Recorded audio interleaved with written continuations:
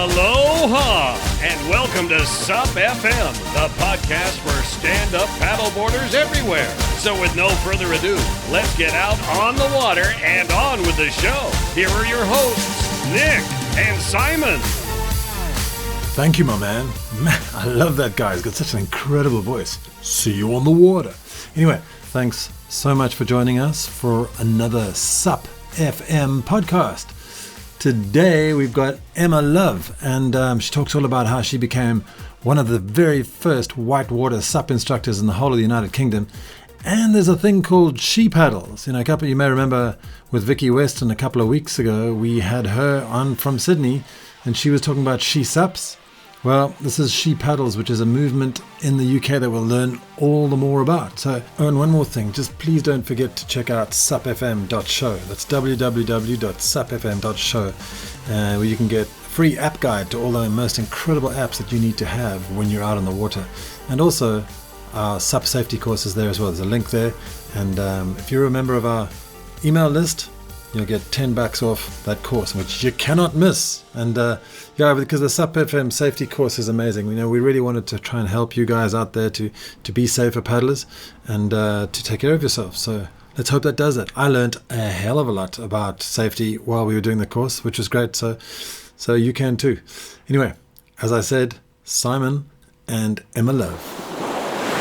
Today on SUP FM, I'm delighted to be joined by Emma Love. Now, Emma is an ambassador for the She Paddles programme, which is an initiative to get more women paddling and run by British Canoeing. And she's also a Whitewater SUP coach and a leading light of the Knott's Whitewater SUP organisation. Emma, you're very welcome to SUP FM. Hi, Simon. Thanks for having me. So before we talk about all things whitewater, could you just tell us a little bit about your first experience with SUP and your first time up on a paddleboard?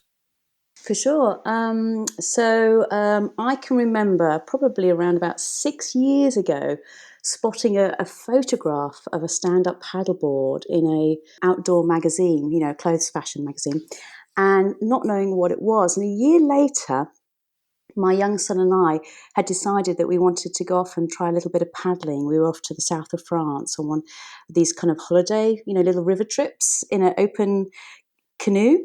And we had no idea how to paddle. So I thought, being the responsible mum, we should probably go find out. So we headed off to Home Pier Point, and they have these half-hour sessions where you can just book something out and go and have a play.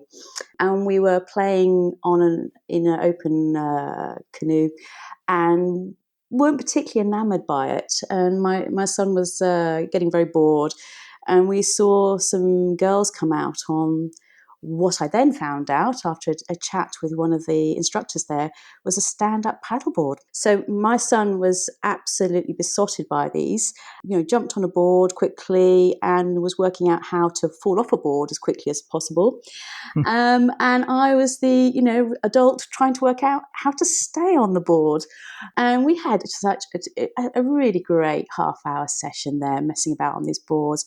And that was really my first experience. And that then developed on to joining a small women's group who met weekly and paddled on the lake. And it really progressed from there. So what was it then that led you to take up whitewater? Because that's quite a move from paddling on a lake. Yes, it is, isn't it? I think I did what many people do when they first get a paddleboard. You head out on your own and you start paddling a bit of a canal, and you, as I say, I joined this women's group, and I was quickly getting bored. And I think partially that was because I wasn't paddling with a community. I mean, I think with paddle sports, community is so, so important. And it's about information swapping, isn't it? It's about going out having fun with other people, etc. But I was quite isolated really in what I was doing. Yeah, as I say, I was kind of getting bored with it. And then a good paddling friend of mine, she said, "Why not try whitewater stand-up paddleboarding?" And I kind of was, interested, but forgot about the conversation. And then I had to go to my local kayak store and got talking to one of the guys there, Barry Hughes, and he was asking what kind of, I think it was coming up to winter, and I wanted some clothing so I could carry on paddleboarding. And he was asking, what exactly I was doing, and we got chatting. And I told him about how I'd been in France, and I'd rented a paddleboard, and I had a little play about on the tiniest bit of rapid on my knees, and again it was on my own, and his eyes kind of kind of widened, and he was like, "Do you fancy having a go at this?" And this was Whitewater stand-up paddleboarding. So, yeah, so kind of a few weeks later, there I was down at Home Pier Point Whitewater course. The guys asked me, what was my previous paddling experience? None. How long have I been on a paddleboard? A few months. And they were like, okay. So they put me on a board, and they put me on which is a tricky bit of water. We don't actually put beginners on there now, but at the time, they were still very much negotiating having paddleboards on the Whitewater course. So it was very much in its early days of Nottingham Whitewater stand-up paddleboard. So the bit of water they put me on, we actually tend to put more kind of intermediates on. So of course I get on the board and I fall off and swim. And I think, I don't know, I started probably around September, October time. So we were doing it under, floodlights in the dark. And by Christmas, I had worked out with their support how to paddle standing up down the section which we call the Dalek. So it's the very last section on the course. And that was incredible. I remember getting off the water, and it was I think it was about the week or so before Christmas, and it was so cold, and I was knocking ice out of my hair, and the adrenaline rush was incredible. Probably worth mentioning to the listeners that Whitewater course is quite incredible, and I eyed it up when I was up in Nottingham, and then decided it wasn't for me. So full kudos for getting out on that. That's incredible. So that was your taste. It sounds like a really solid induction there. But kudos for you for sticking to it, because it can be a bit dispiriting, I guess, if you're constantly falling off. But I guess it's sort of a persistence. In terms of sort of Whitewater and its attraction, I haven't done it. I would imagine it's a fantastic schooling for any other sort of paddling, because there are so many dynamic aspects to it. But was that part of the attraction to you? I suppose for me it was. I think the biggest attraction was that actually the community was just so welcoming. That was the biggest part. So the guys didn't look at me and laugh because I came. I was I think pretty unusual at the time, because we're talking around about nearly 5 years ago now, and to get somebody who had no kayaking background, who had no other whitewater, no other even flat water paddling background, they were really baffled to how to teach me. But the community there were just so supportive, and they really wanted myself. And then, a couple of other paddlers came along who had similar, non-paddling backgrounds. And it was really that kind of just keeping us going, keep inviting us back, getting us involved. For me, I think that was really the incentive that kept me coming back and trying to get back on the Whitewater. And it is scary. It is very daunting. I mean, as you know, the Home Pier Point course at the National Whitewater Water Sports Centre. Yes, it's that, isn't it? That's at the National Water Sports Centre is incredible. I mean, it was constructed for, I think, for slalom, and it's not forgiving in any means. So, I think when I first started, I was dreaming about that water, and it wasn't the easiest of dreams. I can tell you, I'd wake up in a sweat quite often. But I think it was, the community that kept drawing me back. And because it's Nottingham Whitewater SUP is very much structured as a peer support. And it's a model that actually has been taken up pretty much with I think there's 4 new groups that have come about this year. that I know of. And they're all about peer support. So, the idea is that someone comes along and you do everything you can to help them to enjoy their experience. And great to be so inclusive. From the outside, you'd imagine it all to be sort of real ale and big beards and all of that sort of stuff, and very male dominated. So what would your message be to female paddlers, to women paddlers who did fancy giving it a go? I think don't be afraid to put yourself forward. Interestingly, so with Whitewater SUP, it tends to predominantly be people with previous whitewater experience. And it tends to be the older age range. So we're talking kind of 40s upwards. And they're paddlers who can get no further in their other paddling disciplines and are looking for something new to get involved in, and find that they get quite a rush from paddling grade 2 and grade 3. And that rush would be equivalent to when they paddle grade 4, grade 5. Interestingly, we get a high propensity of women coming to have a go. And I would say to any women out there who fancy it, get in touch with any of the Whitewater subgroups that you can find on Facebook. There's one in the Northeast, there's one in the Southeast now, there's the South Wales group, and there's the Matlock group, as well as there's Nottingham Whitewater SUP. So get in touch with one of the groups, tell them that you're interested, tell them if you have any gear, tell them if you need to borrow a board, etc. And you will find the communities will do everything they can to come give you your first, invite you for your first taster. I think for women, there's just so many women who are having a go.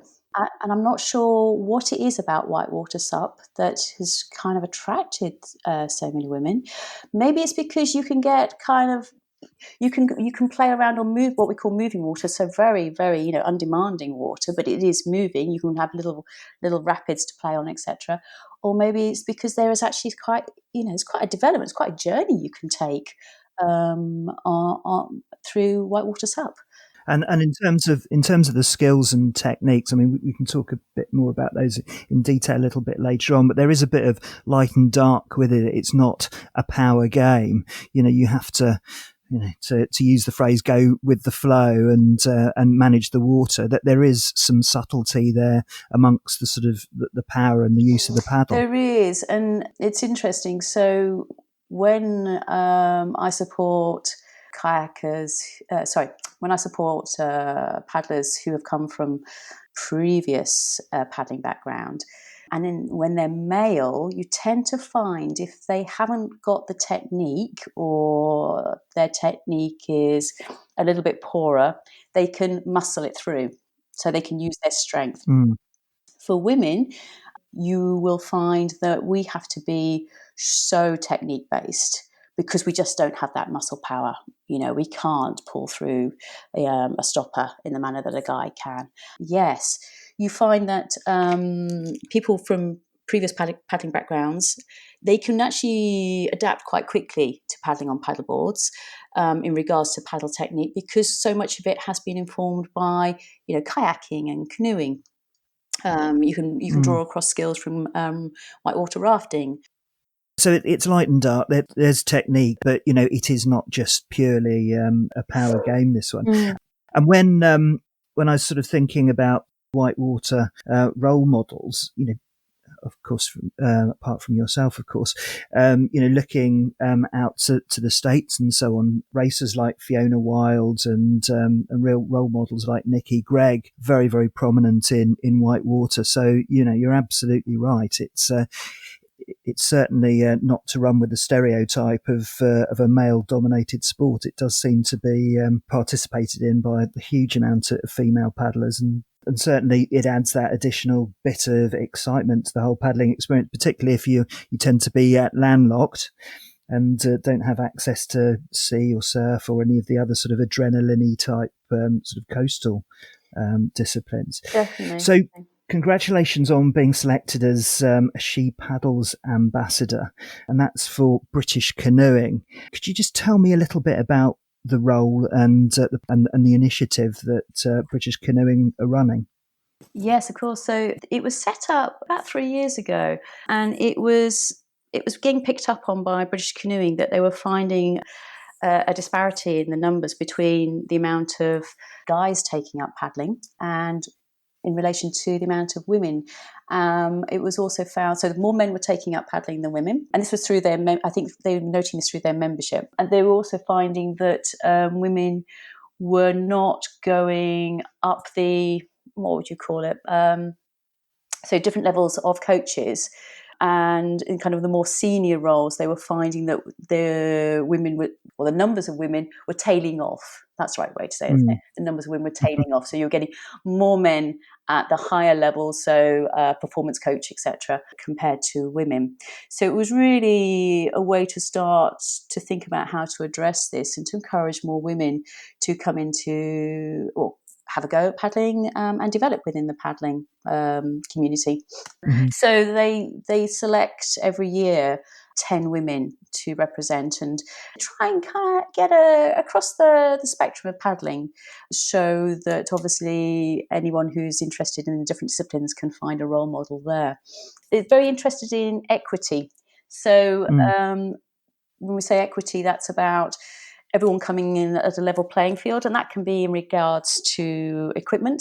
So it's quite interesting. I didn't know this, but I was reading recently that, a lot of the majority of the kayaking equipment, for example, is designed for men, and women have to get into those and paddle them.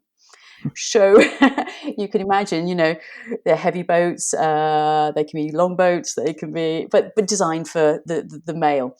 So there's quite a lot of discussion in the women's paddling community about that. Also dry suits, we wear dry suits in the winter.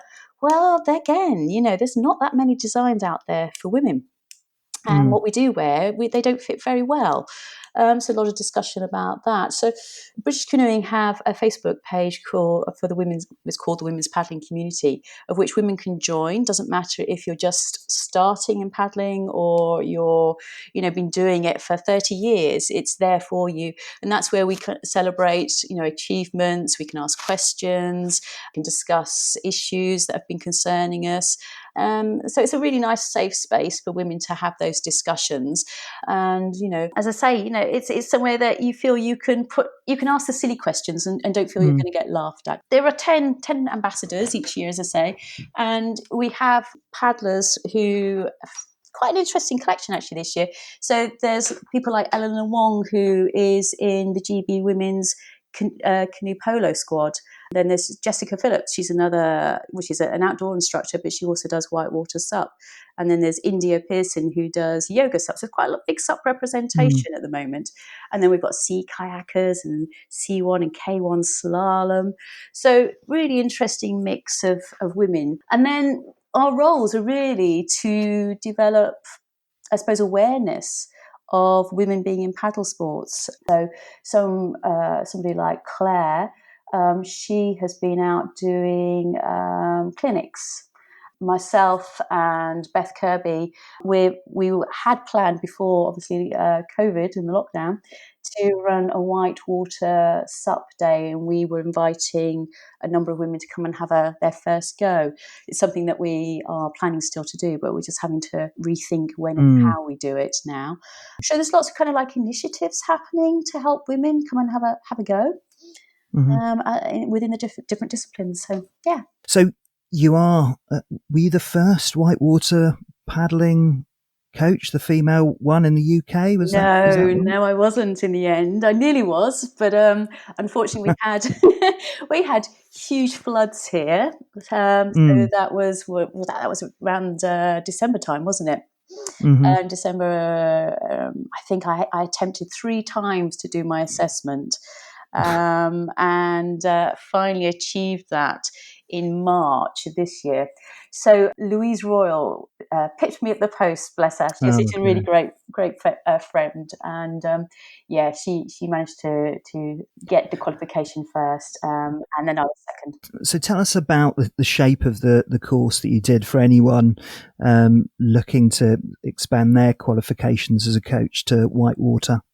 So you do what we call core coach. And so this is a couple of days of just, I suppose it's kind of really looking at how we approach working with paddlers. Then you go off and do your specialism. So for me, obviously, that was the Whitewater SUP. And that's another 2-day course. And that's looking specifically of how we apply, I suppose, the educational theory or the education theory to actually working with paddlers. And you do that with a number of other Whitewater suppers, and you do what would be the word? You do theoretical and you do practical on the water as well. And then you go off. You have to have so many hours of experience of supporting paddlers. So obviously, with the peer support groups, this is great because peer support groups work on any level of paddler can work with another paddler as long as it's deemed safe for you to do so. So for me, when I was within Nottingham Whitewater SUP, I was doing probably 2 years of peer support prior to going off and doing the qualifications. And it was because the guys in Nottingham Whitewater SUP were just like, you should go do this. You're really good at this. So that's what took me off to go do core coach, then to go off and do the specialist 2 days. And it's called an orientation. And then you go off and if you haven't got all the hours in place, you then record your hours. And I think it's a minimum of something like 15 sessions you need to do. And then once you've got all your information together, you've done your Whitewater Safety and Rescue course, which is another 2-day course. You have to have first aid in place. You have to have child protection in place. So once all those things are in place, then you can go off and do your assessment. So it's quite a long process. It's a lot of work, actually. Well, in terms of managing risk, it's quite a dynamic environment, but obviously British Canoeing are very, very experienced in putting these sorts of programs together. Yeah, and I think we were very fortunate because we have Anthony Ing, based in North Wales, and he was very much involved in writing, the curriculum for Whitewater SUP. So for those of you who don't know Anthony, he based over in Llangollen. I've really said that probably awful pronunciation there. I'm sure there are people now shouting, that's not how you say it, but excuse my pronunciation. So he delivers at Mile End Mill and on the D round there. Fantastic. I mean, the most amazing paddleboarder, really inspirational, and somebody I go to for my own coaching. So he very much worked with British Canoeing on putting, as I say, the syllabus together. So yes, and he comes from a big whitewater background himself. So really, lots of experienced people have been involved in putting these courses together, which is fantastic. And reading about your experience of coaching, I know he gave you a lot of encouragement, which is something I know that you've been very focused on, which is the particular challenges women face when managing sporting performance and obviously impacts on training. Because I know you almost didn't do your training on one occasion. Could you tell us a bit about that experience? Yeah, for sure. So I was writing articles for British Canoeing about my kind of my journey towards becoming a SUP coach, and when I went to do the orientation, so I'm now 50 and been going through the perimenopause and was not really kind of fully understanding the impacts of the menopause at the time. And when I went for the orientation, I had a really difficult couple of days, and it was very much driven by anxiety and insomnia and just feeling very low in myself, all symptoms of, or signals perhaps we should say, of the menopause. And I had an incredible support of the coaches there who, because I have to say, I did nearly walk out after the first day thinking, I just can't do this. And through their support, they encouraged me to come back for the second day. And I thought about it quite a lot. And I was thinking, if I've gone through this experience and I haven't seen any articles written about this on British Canoeing websites, I was thinking, well, what is it? I can't be that unusual. And I'd been asked to write a piece about the orientation, my experience with the orientation. And I thought, well, why don't I just put a different angle to it than rather than, what a great day it was. Why not open it up and just say, hey, I had this experience, and it was through the amazing support of the coaches that I managed to get through. But I did go through a really tough couple of days. And so it's been quite interesting. I have posted that article on, the women's community Facebook page and on my own Facebook page and within the coaching community as well. There's a women's coaching Facebook page as well. And the response has been incredible, just saying it's so good that you've written this piece and that you're saying we should be talking about this. And I think it is really important because, I'm not the only woman going through this. And when I did put that information out there, and because the response was so good, it made me think, well, is this one of the barriers for why women aren't going further in coaching or aren't continuing paddling? I suppose it's just hoping to, this is the start of a discussion that I hope will keep going for another women to be open and say, well, look, whether you're turning up for a course or you're joining a group of friends, if it's a tough day because of the menopause, we need to be open about it. And we need to be saying, this is how I'm feeling today. And, and as people, as paddlers getting on the Whitewater, we need to be very honest with the people we're paddling with anyway, how we're feeling, etc. Because it is it's psychologically demanding, paddling Whitewater, as it is physically demanding. And if you're not in that right headspace, things can go wrong. But if you've got the support of your group around you, you can probably have a very successful day on the water. It might have to be managed differently. It might have to be a shorter day for you. It might be that you have to, eat every half hour or something like that to be able to get through, just to keep your energy levels up. It might be that you need to rest at some point. But if your friends that you're paddling with are aware of this, then and are the right people to be paddling with, they will support you through that, so you can have a good day on the water.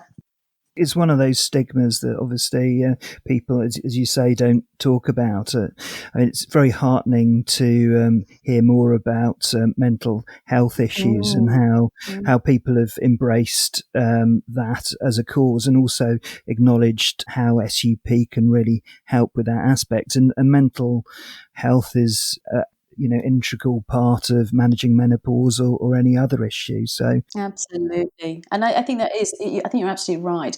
There has been so much written about mental health and being physically active, hasn't there?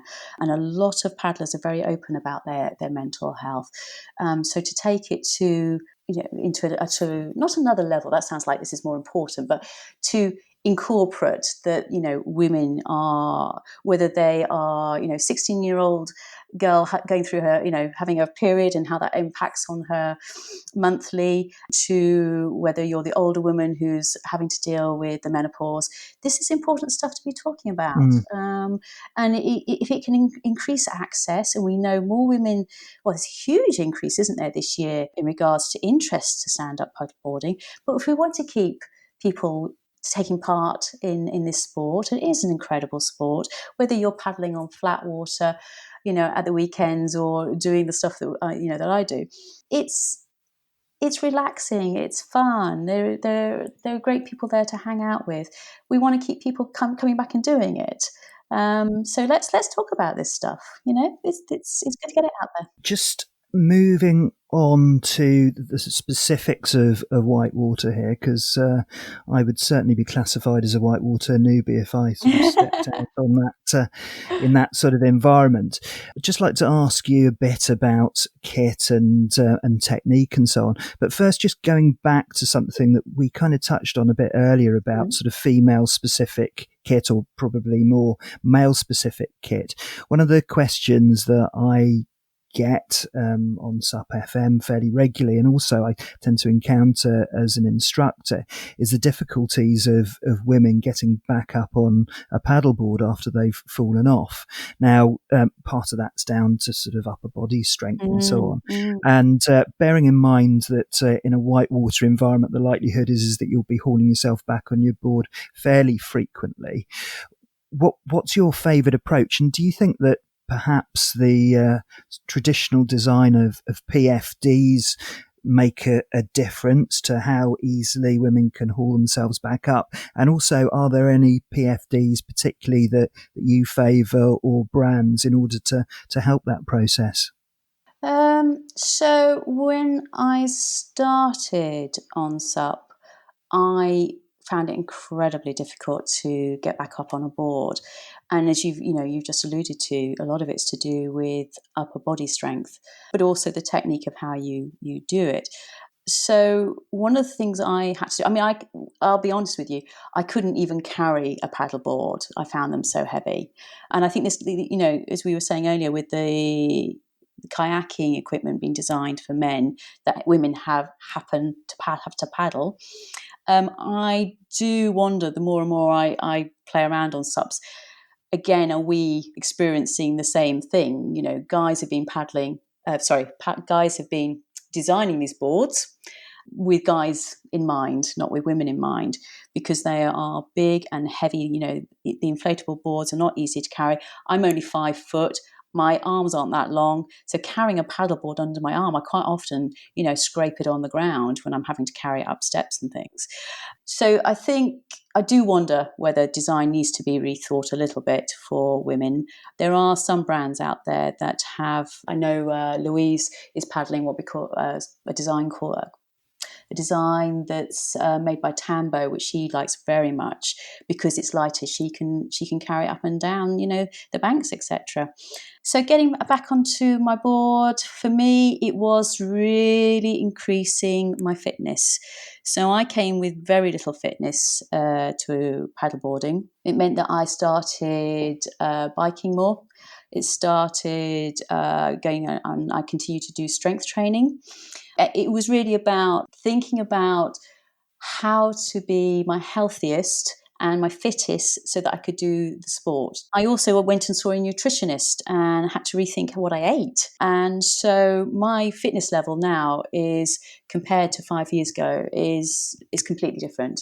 It has to be able to paddle. Getting back on the boards. Yeah, so with Whitewater, you are aiming to try not to fall off your board, but as you say, we do a lot. We work very much in what we call the tripod. So this is, if you imagine a camera tripod. Mm-hmm. So you've got one foot further forward, 1 foot further back, and your third leg of your tripod is your paddle. Mm-hmm. So that's how you stay balanced on that board, using the weight of the water on the third leg of the paddle. But of course, we will start to, when you hit certain features, you start to get rocked and you've got propensity to fall. So then because we're working in a tripod position, we try to fall to one knee or down onto two knees. So it's a bit like, when you watch skateboarders, and at the park, and when they fall off their skateboards, they drop down to two knees on, the big drops. Do you ever see that?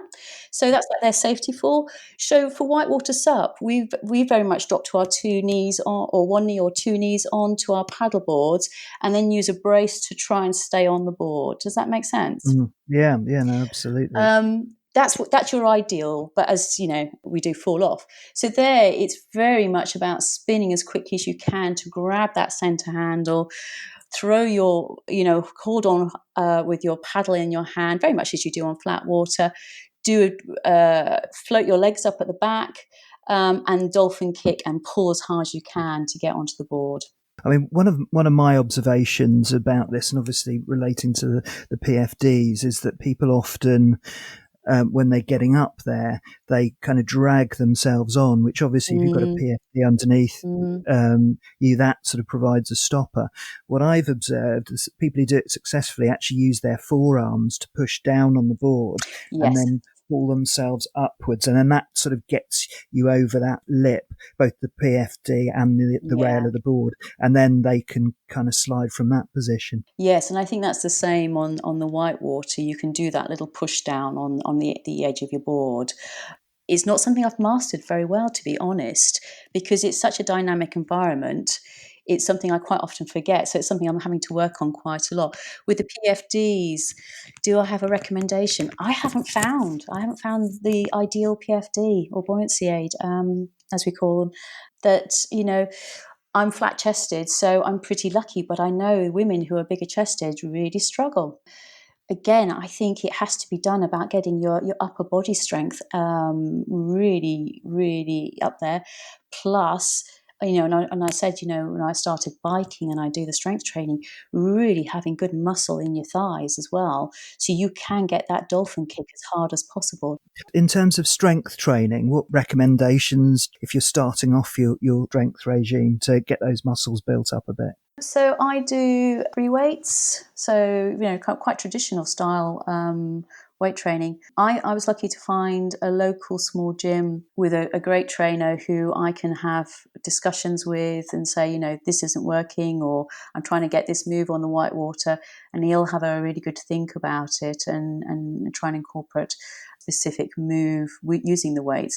But a lot of it is just, there's the very standard stuff that you do in a gym with free weights is just really, for me, it's been about not so much a specific exercise, but a very much a all-round exercise that using the weights to build up my strength in my arms and my shoulders. I think that there's often a fear in terms of sort of women doing free weights that you're going to end up looking like Arnold Schwarzenegger, which I guess you could if you really worked on it and really wanted to. But in terms of sort of building the strength, it is literally that, isn't it? It is, yes. And I think you shouldn't kind of put the emphasis just saying, well, if I go do strength training, I'll be really good at getting on my board. It's the kind of the regular paddling plus the strength training for me has been the game changer. So the more I paddle, the more I increase my strength in my upper body. The more I do strength training, the more I increase the ability to paddle on my board. In terms of kit and characteristics and so on of the actual boards, how do specialist whitewater boards differ from, say, a conventional 10.6 red, and is it really necessary to get a specialist whitewater board when you're starting off? I would say yes. Having a specific whitewater board is the game changer. You do see people trying it with leisure boards, flat water leisure boards. The difficulty there is that the boards do not have the what's the word you would call it? They don't stay as rigid. Right. So if you think of the Whitewater, and it's an ever changing movement of water, and what it's doing is its best is to throw you off your board. So the more rigid your board is, the more that you've got the chance to paddle successfully. So if you say, like you said about the red leisure 10.6.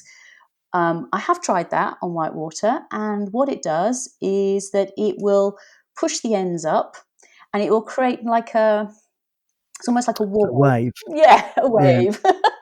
And it's horrendous. So not only have you got all that moving water under you doing everything it can to creating that dynamic environment, you've also got that board doing the wobble, or as you call it, the wave, and you've got to deal with that as well. And it's just a dreadful. It's a horrible experience. Some people can do it, but you wouldn't want to take it on big water. No way. A little bit of moving water, yes, you could do that. So yeah, whitewater board, absolutely. And again, going back to these peer support groups, quite often, because these boards are expensive, you're looking around about 900 to over £1,000 for a board. Mm-hmm. Brand new. So a lot of the peer groups, often somebody will have a board that you can have a go on. And really, there are a lot of models out there. So the difference with the whitewater to a flat water is they have what we call rockers. And I always think of them as a nose and tail rocker. So it means that when you are on the whitewater, you can maneuver the board easily. I tend to paddle around a 9.6, 9.8 board. Big, heavy board, but very, very stable. and they tend to be around about 6 inches in depth. So you really got that rigidity there. You can get what we call pay and play boards. So this is where you rock up to a man-made course, and you can jump on with a smaller board. So you're not river running; you're literally playing in features in a specific area on a river. So the pay and play boards, they tend to be shorter in length. They're spinnier, if that's a good way to say it. So you can have an 8/8 or a 7/8. A 7/8 would be for river surfing. So when we talk about paddling on whitewater, we're actually talking about I suppose, 3 different areas. There's what we call river running. So that's from point A to point B. Pay and play. So that's staying on a fun section of a course. And then there's river surfing, and that's when you tend to get the smaller boards will sit in that wave, and you can surf the wave. So there's three different kind of disciplines within whitewater SUP that are currently or have been evolving over the last few years. And what's your favourite? Where's your enthusiasm lie, or do you just enjoy all of it? I would love to be a great river surfer, but it's something that I still haven't. I'm okay on a small board, sorry, on a small wave. I'm okay on a small wave. Once the wave gets bigger, I find it really difficult to get on those waves. So for me, at the moment, I love the pay and play, and I love the river running. River running has been something that I've been developing this year with lockdown a lot more, just because I think, as a busy mum, I don't get the chance to scoot off at the weekends, watching the river levels rise and suddenly going, okay, I can go paddle. I have to plan things a lot. So I've been very much a pay and play, going to Home Pier Point and getting on the course there.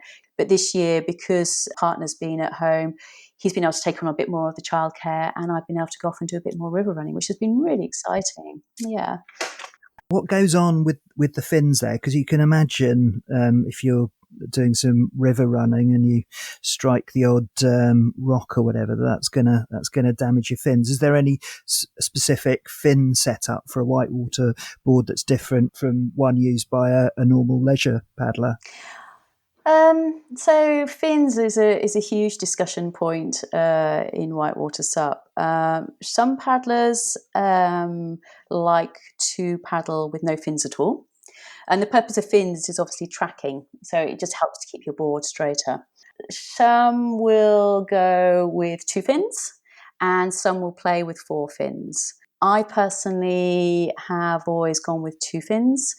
And some boards come with fixed fins, so you have no choice. So if you're looking at something like, I think the Harla and the Fanatic, they were last year's Fanatic, they were fixed fins. I think Fanatic have moved over to fins you can remove. So you can change the setup to what your preference is.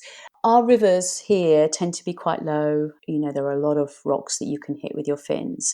So that's why some paddlers choose to go finless. But that's harder work because you've got to really have great nose control through your paddling skills to keep that board going where you want it to go. So I've kind of gone for the mid-ground with 2 fins. I have removable fins. I use, as well as a Fanatic, I use quite a lot of NRS boards, and they have fantastic removable fins, and they have bulletproof fins. I haven't destroyed one of those fins yet. There have been, and I've got this new Fanatic board, and it's a last year model, so it came with fixed fins, and I'm going to try it this weekend over at Mile End Mill and see how those fins fare. I don't know, to be honest. So I think, with fins, play around with the setup, have a look. I would recommend fins that you can remove. Sometimes it's just good to be able to paddle without them, just due to the levels of the water and, say, the amount of rocks that you could hit. And of course, if you hit rocks, you're going to be falling off, so you want to minimise that. As we're sort of continuing on this equipment advice section, what about specialist paddles? Are there any more robust ones that you tend to favour? Again, it's one of those huge discussion points in the community. There are lots and lots of different paddles out there. I tend to use a plastic blade just because it's robust. I haven't personally broken one of those yet, so I use a red paddle, very standard, cheap end. Mine's actually designed for children because it's shorter. Again, paddles are designed for tall people. Um, so I have a very standard red paddle. Some people will talk about using, I think there's kind of a interest in using carbon, things like that, but more robust you can get it, the better. Yeah, absolutely. So having nailed two massive areas of debate, the fin and then the paddle choice, a nice soft one for you, which is uses of leash on whitewater. I know that's totally uncontroversial. What's your view on the use of leashes and how they should be used on fast flowing water? So for me, I think, what was it? Probably a couple of years ago, there was a lot of discussion in the communities on flat and in Whitewater, in the UK, this is, about the type of leash. In Whitewater, we use what's called a quick release waist leash. This you can put around your waist, or you can put around the top of your buoyancy aid. And it works on the basis that if you get tangled up, be it with, I don't know, let's say a branch or around a rock or your, I don't know, a bit of tree, a bit of debris in the water, you can release that leash, and it means that you are swept away from your board, and it reduces risk of harm to yourself. Yeah. That's become very standard, I think, in Whitewater. SUP. I don't think people are arguing the point. What people are arguing is whether they use the quick release waist leash or they attach it to their buoyancy aid. If it's attached to your buoyancy aid, you can't quick release. If you think you're getting thrown around in a feature, you might be underwater. You're not going to be able to find that where it's clipped onto your buoyancy aid with a carabiner. That's to my mind, that's just a no-brainer. Don't do it. Go for your quick release waist leash, because it's about finding it in a very difficult circumstance to release it. I also instruct on flat water, and I always say to anyone who I work with, for me, it's whether you're on flat or moving or white, go with a quick release waist leash. I don't think there's any argument. I know we've had this kind of, and you obviously, part of, you paddle on the sea, so you know that from surfing has come the ankle leash. And an ankle leash, I don't know whether it has a part to play anymore. I think, there's been some near misses on the water, and I think even recently a death where someone has been using an ankle leash on the sea. And they've got wrapped around groins. They've been tangled with, I think, some legs. Moored boats and so on. God, there's been really horrendous things happening out there, hasn't there? How do you get to your ankle if you're being dragged underwater or caught around? Well, you don't. You don't. Well, you don't.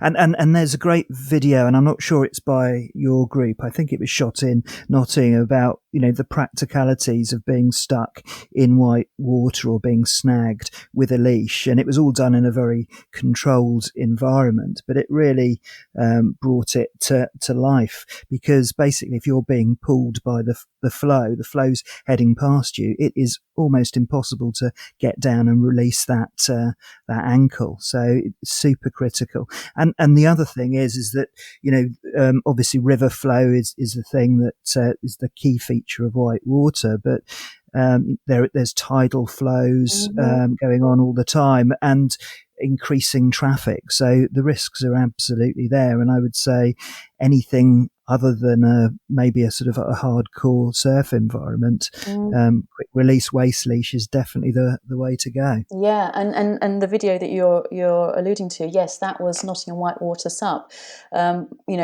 Barry Hughes was just picking up on this discussion, this ongoing debate online about which leashes to wear.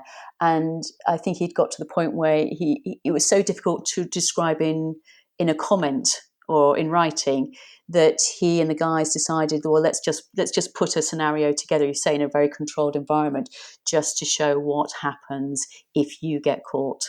And that's on what we call the back channels. That's on a training, a bit of water for newbies. And that was frightening enough to watch, as you see on the video. Put that into grade 2, grade 3, grade 4 water. It's a no-brainer. Put your quick released waist leash on, please. That's what I would say. So that's very, very clear advice from Emma there, and the rest of the SUP community as well. Yeah. So in terms of the other sort of bits and pieces for Whitewater SUP, obviously you got your paddle, your leash, all the other bits and pieces that everyday flat water paddlers would have, all be slightly different spec. There's also an element of protection as well. So you mentioned about the dry suits, which are clearly designed for men. What other protections do you really have to get on with? Because obviously there's helmets and body armor as well, I've seen people wearing. Yes. So with paddling on the rivers, you have always got to keep in mind that you have a lot of rocks, etc., under the water. So you're looking to protect your body as much as possible. So in the summer, I will go for a full body wetsuit. Even if it's really, really hot, I will still wear a full length wetsuit, because I'm thinking about, whether I get grazed on rocks, etc. In the winter, we wear dry suits because it's so cold. The wetsuits just they can't do the job that we need. So we're wearing thermals and dry suits in the winter. As well as that, we're wearing boots that will cover our ankles. So again, to protect our feet and ankles. And you're looking for quite solid, well, for me, I wear quite solid footwear. It reduces the feel of the board, but for me, I'd rather have that than, again, get some injury to the base of my foot if I land on a rock. We then wear knee shin pads. So the ones that we tend to go for are the WRSI ones. These are designed specifically for Whitewater SUP. Some people, and especially people kind of first starting out, will a good kind of intermediate one is to go for ones that you would wear if you were doing biking. So they again are knee and shin pads. So this would be, what is it called? Off-road biking? Is that right? Is that the term? Yeah, downhill. Downhill biking. Yes. So if you do downhill biking, the pads that they supply for those, they can be quite good, and they are cheaper than the Whitewater spec ones. We also wear elbow pads. We can wear, and I have a tendency to wear a full face helmet. And again, this is to protect the jawline and your nose. So again, you're trying to cover as much as your body, so that if you do fall off, you are protected from hitting. And I have hit a number of rocks. Even with all that padding, they seem to find a way through. I also wear snowboarding pants. So the ones that cover your coccyx and the side of your thighs. I wear those on top of my wetsuit or underneath my dry suit, and that's the gear that you would need to be. You can't claim to be safe, but safer on Whitewater, definitely. And in terms of the helmet, there are specialist Whitewater helmets. I guess you would wear those, or water sports helmets. I think helmets have been something that I've really seen an increase in, not just obviously for the practicalities of Whitewater, but also there are a lot of surfers who are starting to wear them as well. And okay, that's interesting. Yeah, I had I've got a very close friend who had a very close encounter with Bournemouth Pier, Mm-hmm. which caused a fair amount of damage. So that kind of spooked quite a lot of the surfers, I think, round about that area. But so presumably use a specialist water sports helmet, do you? Yes, now that's an interesting one. I have seen people talk about using different types of helmets. I think in the States there was a discussion where some people have been saying, "Oh, isn't it okay to use a bike helmet?" Or I think there was a mountain climbing helmet or rock climbing helmet. And yeah, we use whitewater spec helmets, so it's exactly the same as you would see a whitewater kayaker use. And there's again, please don't go outside of that. Just buy the equipment that's made specifically to deal with the environment that we're paddling in. Well, small price to pay, bearing in mind that the cost of other equipment and also the cost of hitting your head badly. So, yeah, definitely a good investment to make. Absolutely. This is about your life, isn't it? This is about, safeguarding yourself as much as possible. Exactly. So just moving on now, could you just talk us through some of the sort of the key skills, perhaps as an example, because I think ferrying is a skill to introduce you to some of those core whitewater skills. So just talk us through, if you were going to take me through how to ferry across a water, how would you lead me into that as a beginner? Okay, so the idea of ferrying is that you move from left to right or right to left across a river, and you're moving from what we call one eddy to another eddy. So an eddy is how I would describe it. It's a Mm-hmm. quiet patch of water. It's kind of like it's a stillness on the river. So they sit on in patches on the edges of rivers, and you have the flow going through the centre. Mm-hmm. So if I want to cross over from, say, river left to river right, my board is facing upriver. You point your nose between kind of 1-2 o'clock, and you place your paddle on the side that you're going to be heading across. So if Mm-hmm. I'm going to go to river right, I'll be paddling with my paddle on the right. I'm doing the actions as I'm talking to you now, Simon. It's So am quite hard I. to do without So the am I. water there.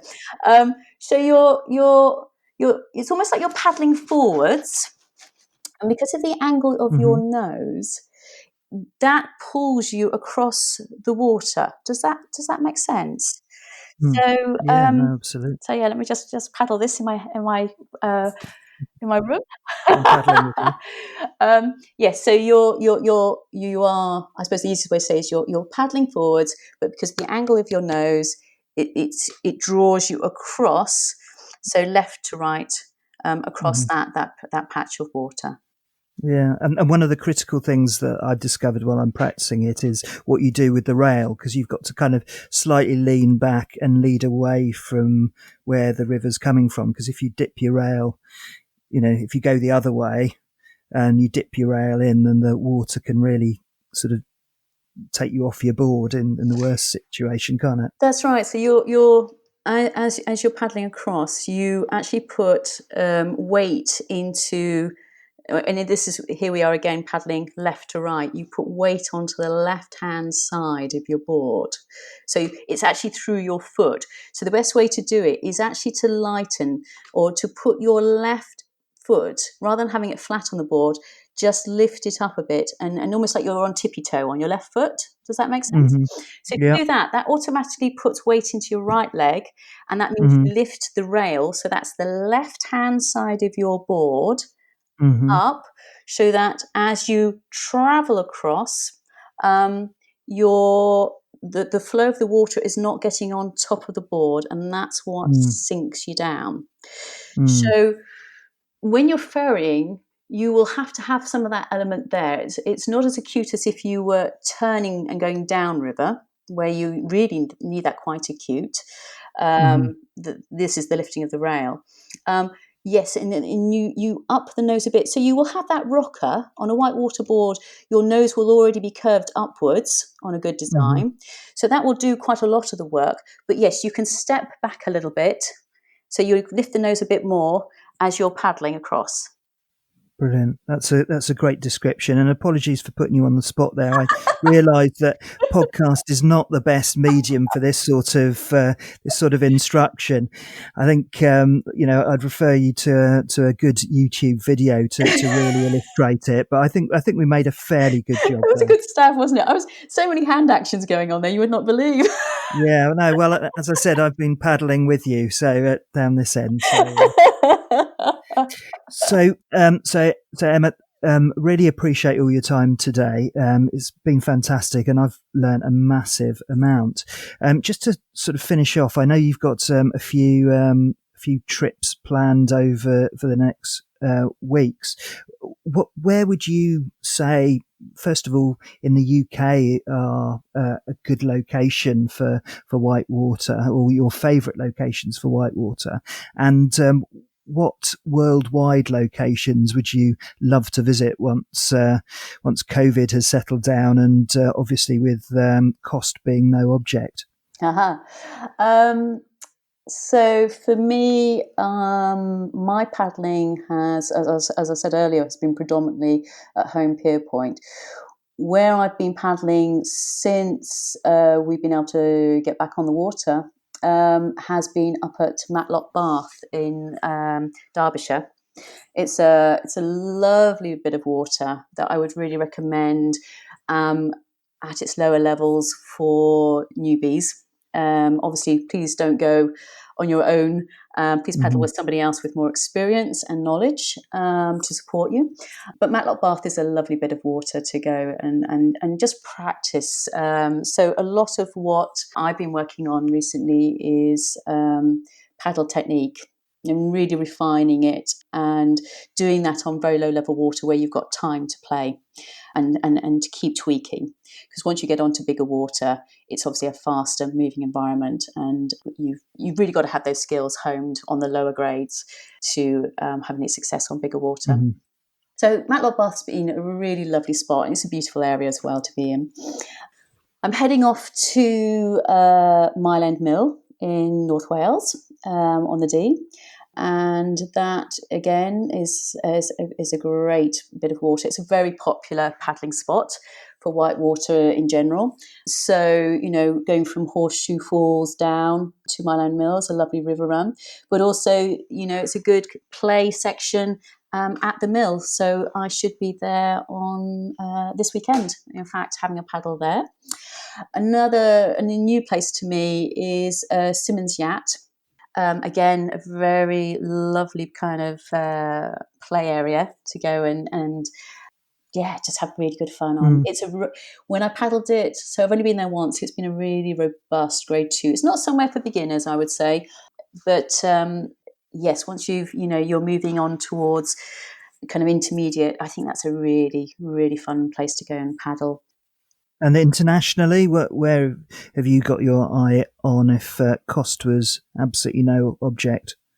Internationally, it's a difficult one for me, because with my environmental head on, I wouldn't be looking to travel by plane to go and get to these rivers. You can paddle across. Oh wow, yeah. There's some amazing pay and play parks over in the States. The Salmon River looks amazing. Costa Rica looks like a fantastic place to go paddle, doesn't it? Oh, it does. Yeah, I suppose I'd be heading that way. There's a guy that I chat to sometimes, David Satori. I hope I've said his surname correctly. Sorry, it's Davide. He is an instructor over in the States, and he does some incredible trips. So I think on my wish list would be to see where he was paddling and go paddle with him. I think heading over to the States would be great. There's some beautiful big rivers, big bouncy rivers. So over here we get a lot of shallow. I think the Americans would call it creek running here. Yeah. Whereas I'd head over some big wave trains in the States. Fabulous. Good stuff. Well, that all sounds very exciting, and good luck in your forays over the next couple of weeks. And you've certainly inspired me to take up Whitewater. I think it's a fantastic opportunity to build skills. And as I tend to sort of cycle through the various different disciplines of SUP, which I've had the opportunity to do over the last few years, everything really adds to my skills. And I can see Whitewater, with the complexity of the environment, really contributing to that. So sounds like a really exciting area of SUP to explore. Emma, thank you ever so much for joining us. It's been an absolute joy. In terms of finding out about you and the She Paddles initiative, where can we get that information? So the articles that I've written for British Canoeing you can find on the British Canoeing website. Also, all the information about She Paddles, again, on British Canoeing website. The Women's Paddling Community Facebook page, just do a search for it, and you will find us there. And I think that's everything, yeah. Brilliant. Lovely. Well, thanks ever so much for joining us. It's been a while. I think we first sort of spoke via email. It might even have been the first week of lockdown. So it's been a while since we first made our contact and managed to speak. But appreciate your time and good luck with your continued development, senior coaching approaches, hopefully. And I look forward to seeing you on the water. Oh, you too, Simon. Thank you so much. It's been great fun. Thank you for listening to SUP FM, the #1 podcast for stand-up paddlers wherever you are. If you like what you've heard, please leave us a review on iTunes. Until then, we'll see you on the water.